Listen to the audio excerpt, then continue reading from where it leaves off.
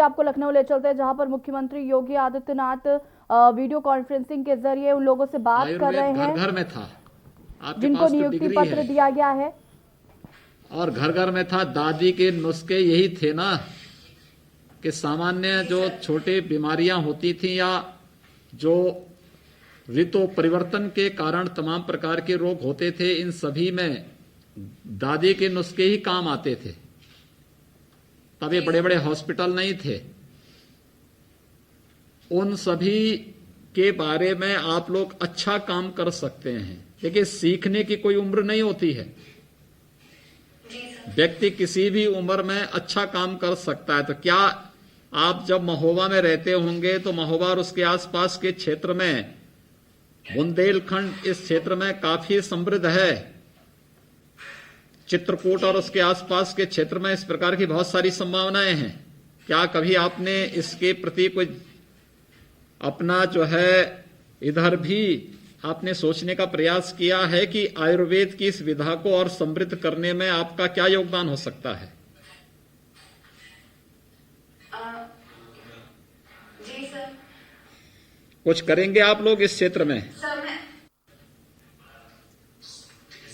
हाँ सर, चिकित्सा शिविर लगा करके लोगों के बीच में जागरूकता देखिए, ये तो सरकार के कार्यक्रम है। जी सरकार के कार्यक्रम के अलावा आयुर्वेद के विस्तार और उसके प्रचार प्रसार के लिए भी आप लोग बहुत बड़ा काम कर सकते हैं। जी सर। देखिए, उन औषधीय मूलों को ढूंढना, देखिए हमारी परंपरा क्या कहती है, बहुत स्पष्ट कहती है कि कोई भी मूल ऐसा नहीं जिसमें औषधीय गुण न हो। जी केवल अच्छे योजक की आवश्यकता है। एक आयुर्वेद चिकित्सक के रूप में क्या आप लोग इस कार्य को कर पाएंगे कि जितने भी पेड़ पौधे हैं, जितने भी ये आपके जो हैं जंतु हैं, जितने भी जो है ये मूल दिखाई देते हैं, जिसको बहुत बार हम खरपतवार मान करके फेंक देते हैं, इन सब में औषधीय गुण हैं हर एक में। उसको ढूंढने की आवश्यकता है। क्या उसको ढूंढने का प्रयास या कभी आप लोगों ने चिन्हित करने का प्रयास किया? हाँ सर। देखिए, और इसके अलावा हम लोग बहुत सारी ऐसी जो आसपास ग्रो होने वाली, जैसे दूर्वा है, उसका हम लोग यूज अपने कॉलेज में भी करते थे। निम्ब है सर, वो आसपास मिल जाता है बहुत इजीली, उसका यूज भी करते हैं। देखिए, यही तो हमारी ऋषि परंपरा कहती है, नास्ति मूलो अनौषधय। यानी कोई भी मूल ऐसा नहीं जिसमें औषधीय गुण न हो। इसके पीछे का उद्देश्य ही यही है। वह तुलसी है। आज हल्दी के महत्व को दुनिया समझ रही है। आज अदरक के महत्व को दुनिया समझ रही है कि ये तो भारत तो हजारों वर्षों से इनका उपयोग करता रहा है। हमने इनके औषधीय महत्व को बहुत पहले ही समझ लिया था। क्या इन कार्यों के बारे में कभी आपने एक आयुर्वेद चिकित्सक के रूप में जानने का प्रयास किया? जी सर। इस पे अच्छा काम कर सकते हैं आप बुंदेलखंड में रह करके। अपने सरकारी देखिए, सरकारी नौकरी का मतलब एक औपचारिकता नहीं है। आप सरकारी ड्यूटी करने के बाद जो समय बचता है, इस समय का उपयोग कर सकती हैं और इस समय का उपयोग करके आयुर्वेद की बहुत बड़ी सेवा कर सकती हैं। आप बहुत बड़ी सेवा कर सकती हैं। करेंगे तो अच्छा रहेगा। बहुत बहुत बधाई आपको और आपके परिवार के सदस्यों को।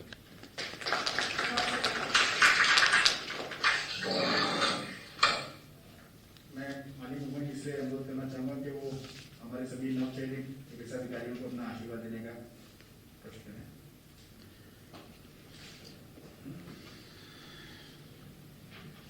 आयुष विभाग के नवचयनित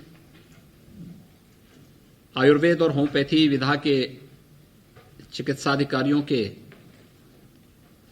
नियुक्ति पत्र वितरण,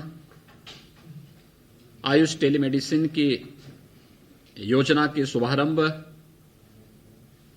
उत्तर प्रदेश के अंदर 142 योग वेलनेस सेंटर के शुभारंभ के आज के इस कार्यक्रम के अवसर पर यहां पर उपस्थित मेरे सहयोगी मंत्री डॉक्टर धर्म सिंह सैनी जी, विभाग के अपर मुख्य सचिव श्रीमान प्रशांत त्रिवेदी जी, विभाग के सभी अधिकारीगण, आयुष मिशन से जुड़े हुए सभी हमारे पदाधिकारीगण,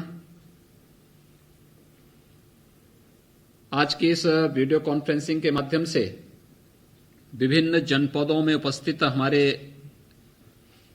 मेरे सहयोगी मंत्रीगण, माननीय सांसद, माननीय विधायकगण,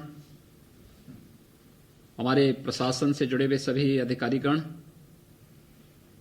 और नवनियुक्त सभी हमारे आयुष विभाग के नवनियुक्त चिकित्सकगण,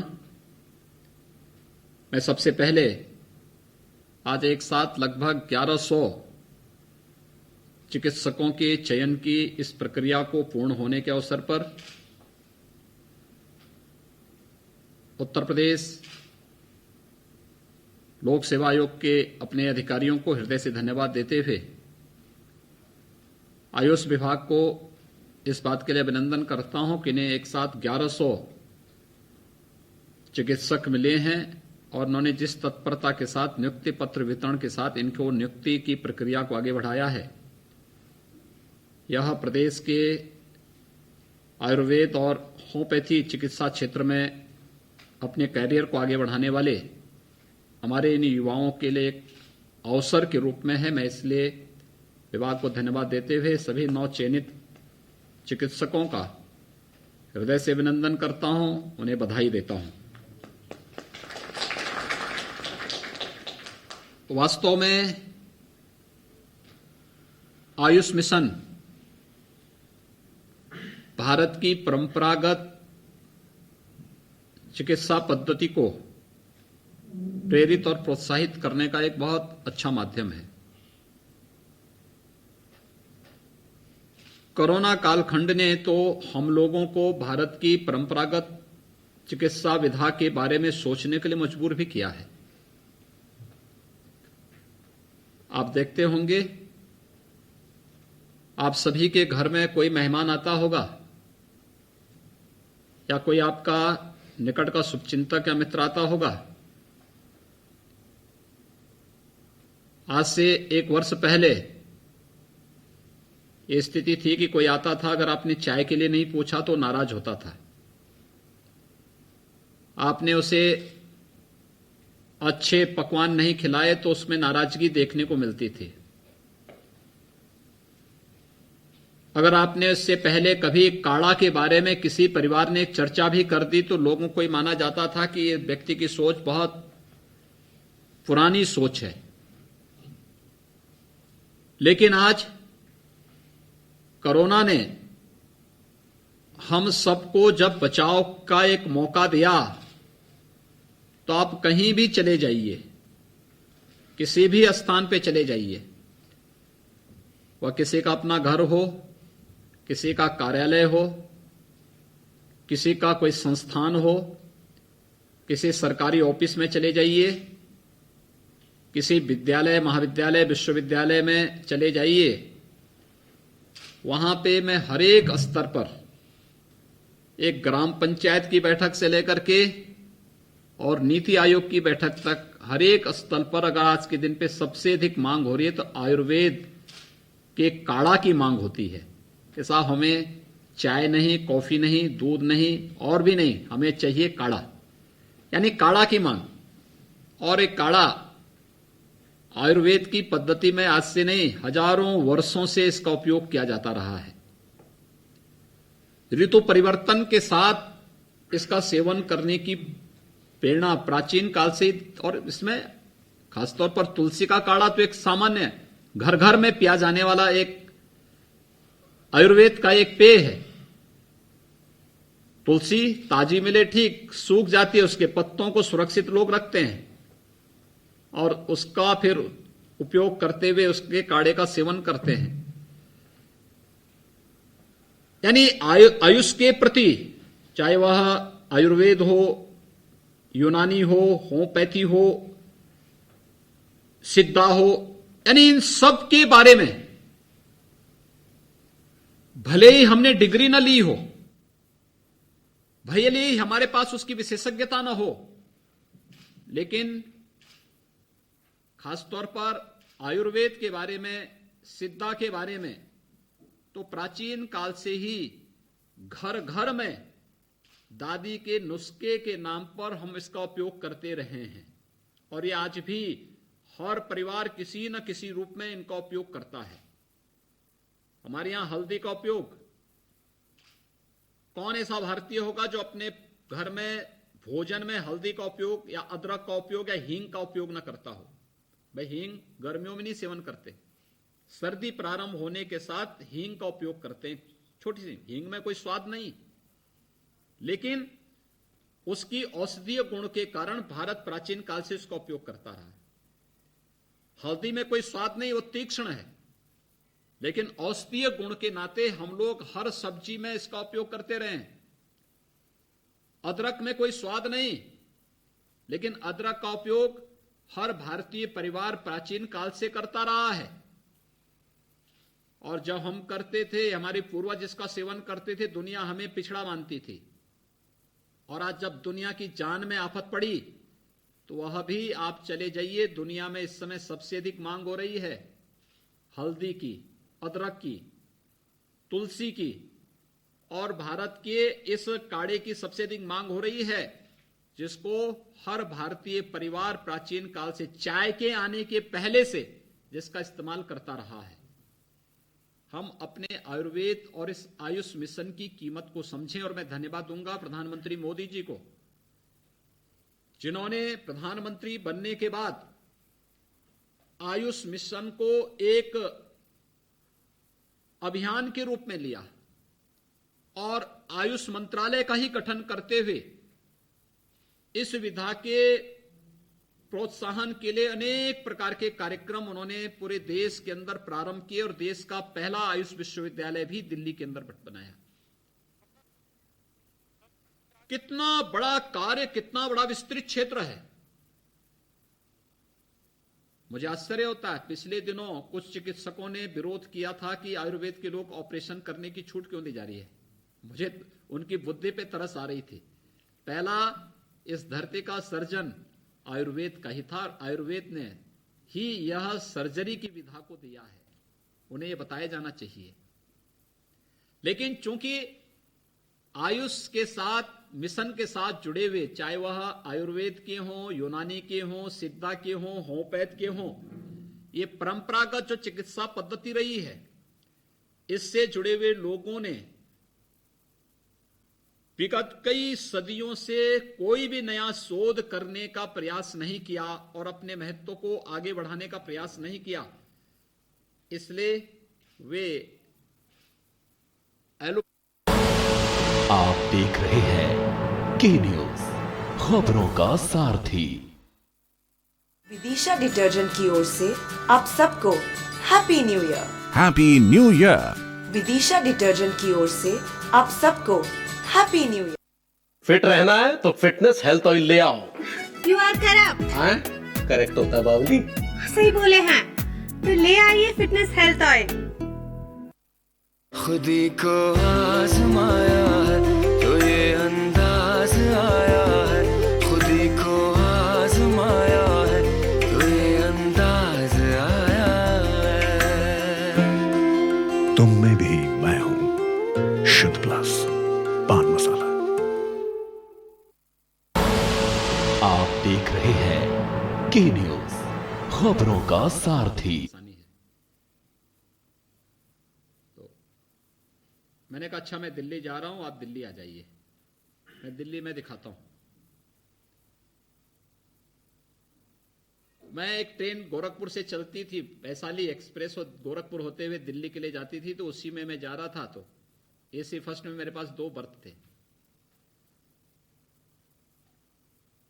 मैंने उनके सहायकों का, मैंने कहा भी इनके भी रिजर्वेशन करवा दो, और लखनऊ मैं इनको लेकर के आओ, मेरे साथ दिल्ली चले जाएंगे, दिल्ली में मैं इनकी व्यवस्था कराता हूं। तो मेरे साथ यहां पे लखनऊ रेलवे स्टेशन पे उनको ट्रेन पे 4 लड़के उठा के ले आए। तो मैंने उनकी स्थिति देखी, मैंने कहा मैं कौन सा भला पाल लिया हूं, अब मैं यहां इनको लेके दिल्ली जाऊंगा। और दिल्ली में यहां तो 4 लोग हैं, रेलवे स्टेशन पे दिल्ली में मुझे परेशानी होगी अभी। खैर, मैंने उनको ट्रेन में नीचे की एक बर्थ दिलाई, लेटवाया, दिल्ली लेके गया। उन पे पूरे उन्होंने बेल्ट बांधी हुई थी और 2 लोग उनको सहारा देकर किसी प्रकार से दिल्ली में उतारे। फिर मैं उन्हें अपने आवास पे लेके गया। मैंने एम्स के डायरेक्टर को फोन किया, डॉक्टर दवे वहां उस समय डायरेक्टर थे। तो उन्होंने कहा भेज दीजिए। भेजने के बाद जब मैंने वहां दिल्ली एम्स लेके गया, तो एम्स में ले जाने के बाद डॉक्टर ने कहा इनको छोड़ दो, अपने हाथों से चलने दो। उन्होंने कहा नहीं, गिर जाऊंगा मैं। उन्होंने कहा नहीं, गिरने दो। और थोड़ा चले, उन्होंने बिठाया। उन्होंने कहा ये बेल्ट फेंक दो।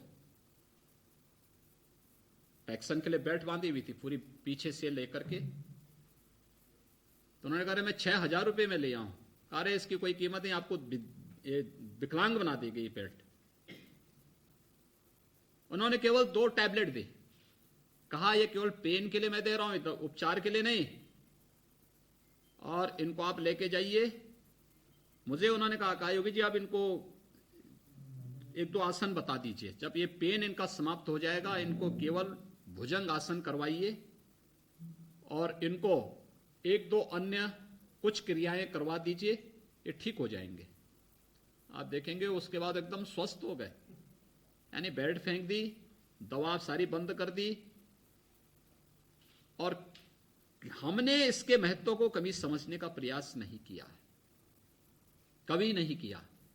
और उसका परिणाम है कि हम लोग केवल दूसरों के द्वारा जो सब्ज बाग दिखाए जाते हैं, प्रचार किए जाते हैं, उसके पीछे भागते हैं।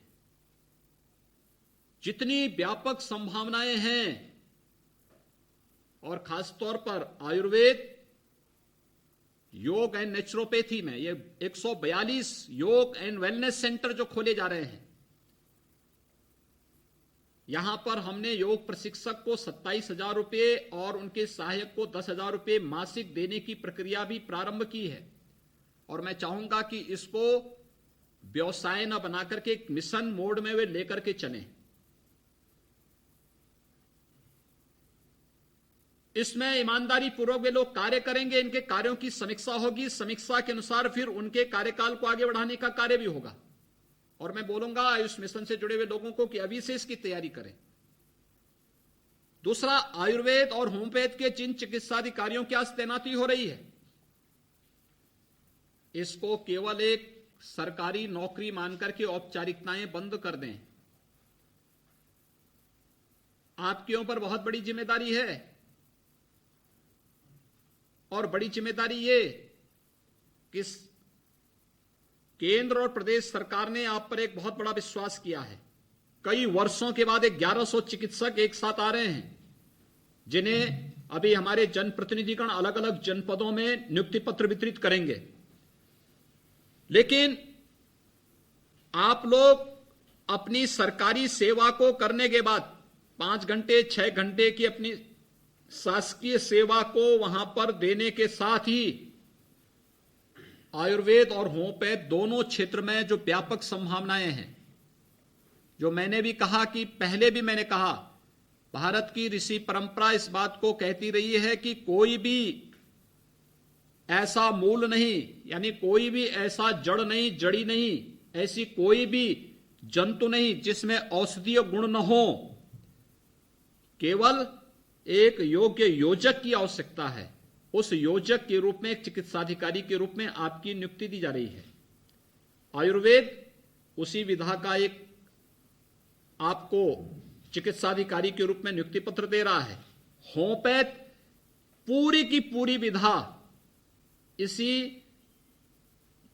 उसी पर आधारित है, यानी प्लांट पर ही आधारित पूरी विधा है, कोई अलग से उसमें नहीं होना है।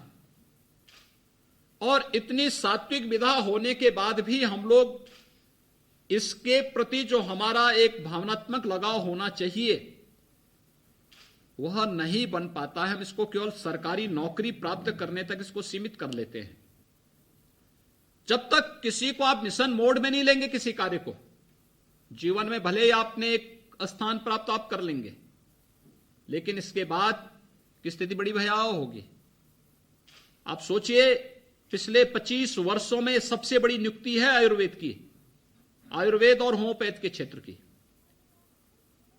और इस क्षेत्र में जो आपको ये नियुक्ति की प्रक्रिया के साथ जोड़ा जा रहा है, एक चिकित्साधिकारी के रूप में आप अपने फील्ड में बेहतरीन प्रदर्शन कर पाएंगे, यह उम्मीद एक तो शासन आपसे रखता है। दूसरा, हम परंपरागत चिकित्सा पद्धतियों के प्रति कुछ कार्य कर सकेंगे तो मानव कल्याण का एक बहुत बड़ा मार्ग प्रशस्त होगा।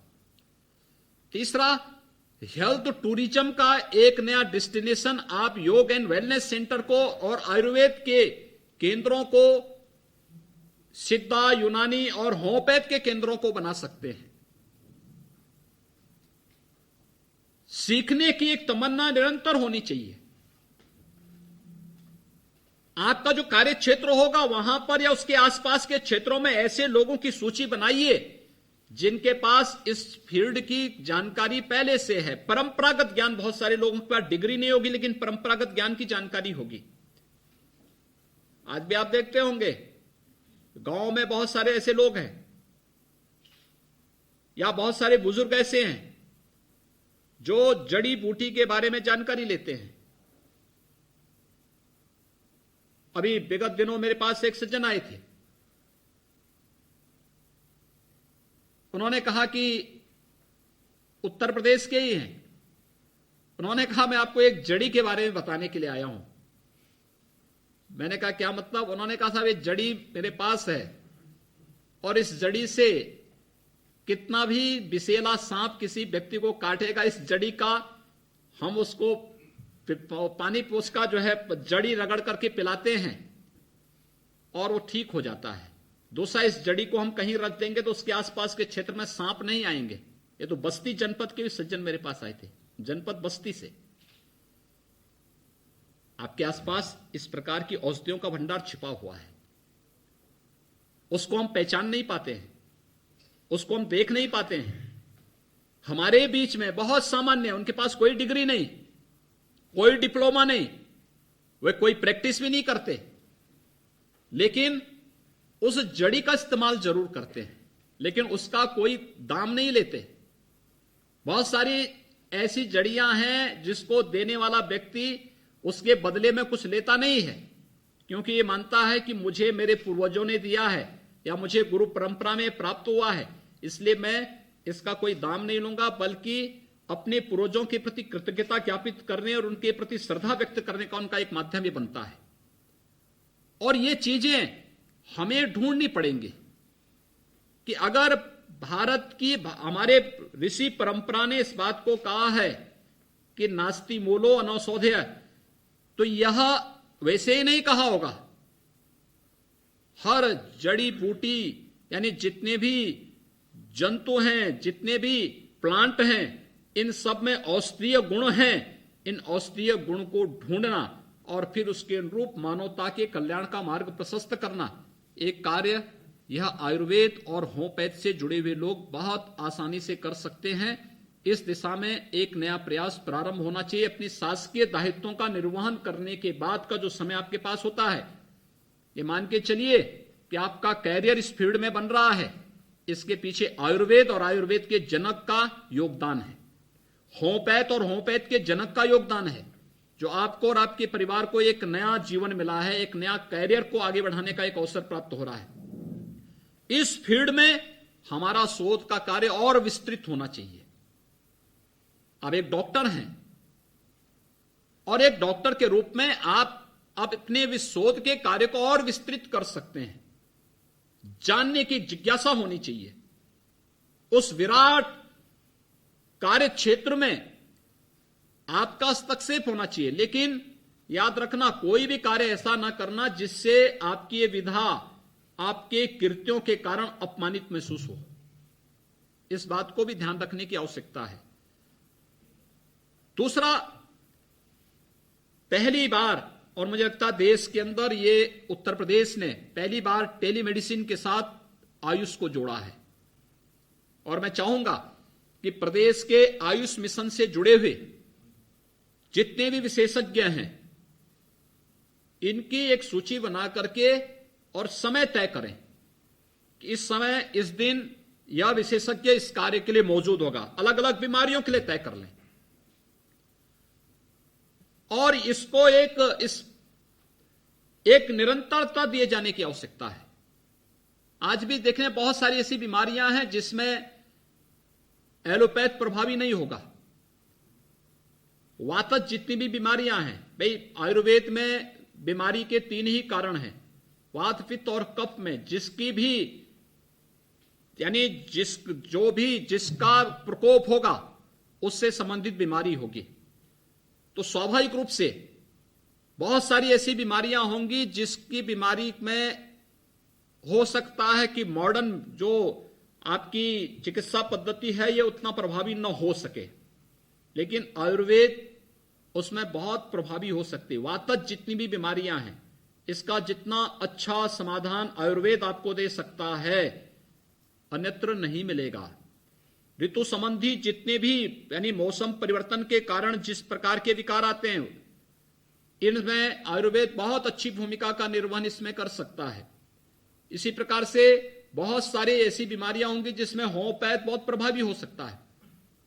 हम उसके बारे में सोचें, सिद्धा के बारे में सोचें, यूनानी के बारे में सोचें, ये परंपरागत चिकित्सा पद्धतियों के बारे में और इसके विशेषज्ञों की एक सूची उत्तर प्रदेश के अंदर और देश के अंदर बनाना।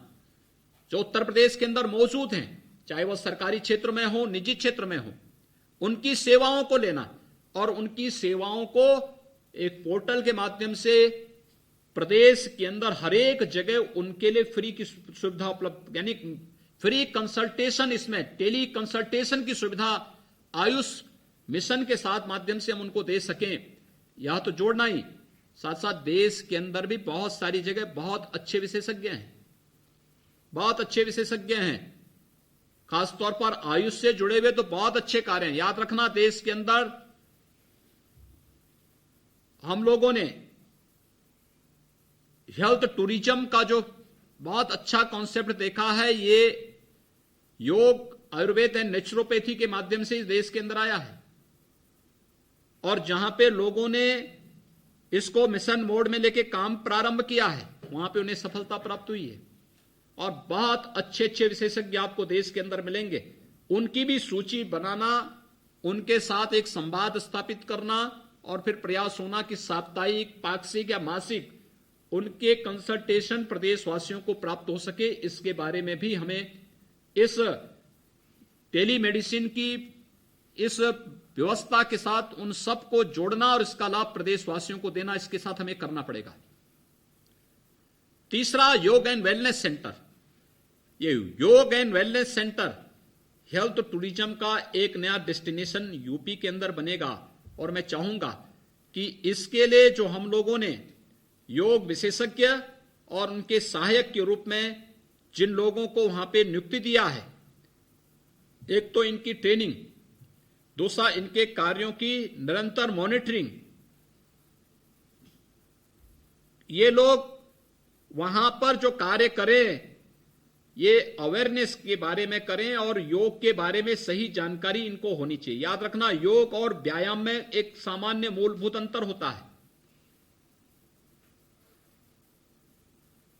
जब हम योगिक क्रियाओं को करते हैं तो योगिक क्रिया में व्यक्ति श्वास अंदर खींचता है, व्यायाम में श्वास बाहर फेंकता है। योग की क्रिया स्थिर और सुखपूर्वक संपन्न होती है, आनंददायक होती है। व्यायाम में व्यक्ति अपनी अधिक से अधिक ऊर्जा बाहर की ओर फेंकता है और इस बात पे ज्यादा उसका फोकस होता है कि मेरे कितना मैं पसीना अपना निकाल लूं। योग में, योग की क्रियाओं में बहुत स्थिर और सुखपूर्वक ये सारी क्रियाएं संपन्न होती हैं। जो हमारे ये प्रशिक्षक या अन्य जो सहायक वहां पे कार्य करेंगे, वे लोगों के बीच में जाकर के इस बात को ध्यान में रख के करें। सामान्य सूक्ष्म व्यायाम अच्छी बात है। दूसरा, इसमें देश काल और परिस्थिति का भी ध्यान रखना होगा। इन चीजों के बारे में भी ध्यान दें। कैसे आने वाले समय में हम योग को हेल्थ टूरिज्म का एक बहुत अच्छा सेंटर नहीं, योग एंड वेलनेस सेंटर को बना सकते हैं, इसके बारे में भी हमारी तैयारी और उस रूप में हमारे कार्यक्रम को आगे बढ़ाने की तैयारी। आयुर्वेद से जुड़े हुए जो हमारे विशेषज्ञ हैं, यहां पे योग एंड वेलनेस सेंटर में भी तो ये योगिक क्रियाओं का कराएंगे। बाद में यहां पे खटकर्म के बारे में भी ये लोग अगर उन क्रियाओं को बताएंगे तो वात, पित्त और कफ से संबंधित तमाम प्रकार के विकारों में भी एक सामान्य जन को सहयोग देने में इनकी बहुत बड़ी भूमिका हो सकती है। और आयुर्वेद में पंचकर्म की यही भूमिका है। इसके बारे में भी अगर ये कार्य आगे बढ़ा सकेंगे तो आप लोग आयुर्वेद का भी और योग का भी एक अच्छा समन्वय स्थापित करते हुए लोगों को आरोग्यता की ओर ले जाने में आपकी एक बहुत बड़ी भूमिका होगी। मुझे बहुत प्रसन्नता है कि प्रदेश के अंदर 183 योग एंड वेलनेस सेंटर में से 142 आज हम उत्तर प्रदेश वासियों को समर्पित कर रहे हैं। यानी एक साथ तीन बड़ी उपलब्धियों के साथ उत्तर प्रदेश का आयुष विभाग आज प्रदेश वासियों को इतने ज्यादा सौगात इस 9 वर्ष के अवसर पर उपलब्ध करा रहा है। जो 1100 से अधिक हमारे आयुर्वेद और होम्योपैथ के चिकित्सक आज नियुक्ति पत्र प्राप्त कर रहे हैं।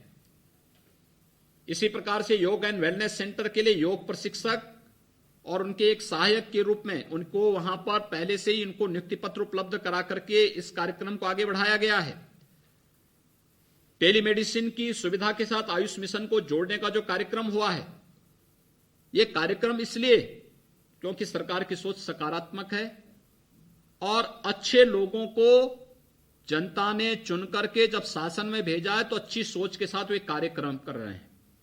और मैं इसके लिए विभाग को तो धन्यवाद दूंगा ही, हमारे जो जनप्रतिनिधिगण जनपदों में नियुक्ति पत्र वितरण कर रहे हैं, वे नियुक्ति पत्र उन सभी जनप्रतिनिधियों के परिश्रम और पुरुषार्थ का परिणाम भी है कि उनके द्वारा जो प्रयास प्रारंभ किए गए हैं कि समय पे नियुक्ति हो, समय पे लोगों को नौकरी मिले, अच्छे लोगों को पारदर्शी तरीके से नौकरी की सुविधा का लाभ मिले, वह प्रक्रिया आज प्रदेश के अंदर बहुत अच्छे ढंग से आगे बढ़ पा रही है। हमारे युवाओं को अपनी ऊर्जा और अपनी प्रतिभा का लाभ प्रदेश के अंदर देने का जो अवसर प्राप्त हो रहा है, मुझे विश्वास है कि वे पूरी ईमानदारी के साथ अपने अपने कार्य क्षेत्र में अपनी दक्षता का यहां पर परिचय देते हुए प्रदेशवासियों को इस विधा के साथ जोड़ने का कार्य करेंगे। और मैं तो मानता हूं कि आयुर्वेद के साथ, योग के साथ जुड़ना यह अपने आप में बहुत पवित्र कार्य है और इस पवित्र मिशन के साथ आप सबको जुड़ने का अवसर प्राप्त हुआ है। मैं इसके लिए आज 9 चयनित इन सभी चिकित्सा अधिकारियों को हृदय से बधाई देता हूं, अपनी शुभकामनाएं देता हूं और विश्वास व्यक्त करता हूं कि आप सभी मिलकर के प्रदेश के आयुष मिशन को आगे बढ़ाते हुए प्रदेशवासियों को तो उत्तम आरोग्यता का लाभ देंगे ही, प्रदेश के अंदर हेल्थ टूरिज्म के मार्ग को भी प्रशस्त करने में आप सब अपना योगदान देंगे।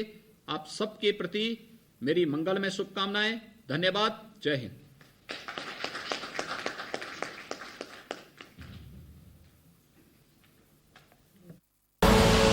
आप देख रहे हैं के न्यूज, खबरों का सारथी।